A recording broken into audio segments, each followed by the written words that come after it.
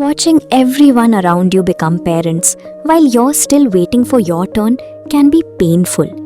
You've tried the medicines, consulted the doctors, followed the advice, and still you're waiting for that positive pregnancy test.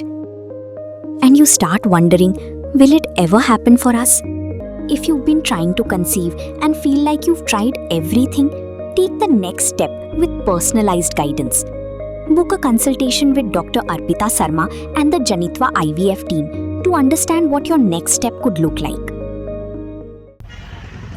𝗕𝗏𝘁 Municipal Board hakakat nyok terik unailar arajar arpun riau kalapan prano egidukan geblasna road surok halaim kra fire brigade hadin beklepen kenria no yaki prapun rewot kinong de jing de hamadan hagni gitan shagi jaka belebuk kerpang hadhan kiti bat Brightwell Bungalow kenek senjam kelong bat penbet ikor kom de jing de road surok bat ban penduna ya kejing kap ngya hagni gitan hagni gasni ke MLA ke East Shillong Constituency Dr. 𝗵𝗵𝗵𝗵 baru Chief Executive Officer Jong ke Shillong Municipal Board Fɪʀᴇ boro rengkat bagi khot jong kedol bar Shillong bat kipulet kila senran ban shisha ba kan kejing terai kan ya drenti Fɪʀᴇ boro la pimpau ba baro prapun rungot kinong de jing de kila ko ngo bat trailang ban pediang ya kan kejing penkan ria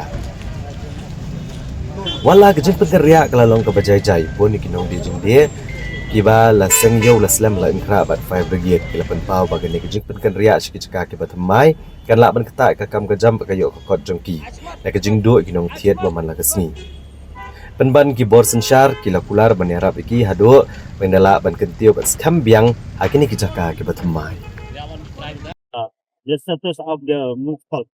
No, here too, we have got 86 houses. All will be located in 𝗕𝗏𝗁 and Brightwell Bungalow. Everything is arranged, everything has been done. They are obeying, they are complying, they are cooperating with us. No, Thank you. No, this is not about 1 day, 2 days, no. We have issued already the relocation notice, giving them 1 month time. Then today is the day for their relocation. They are accept or not that? Yeah, they have accepted, all accepted.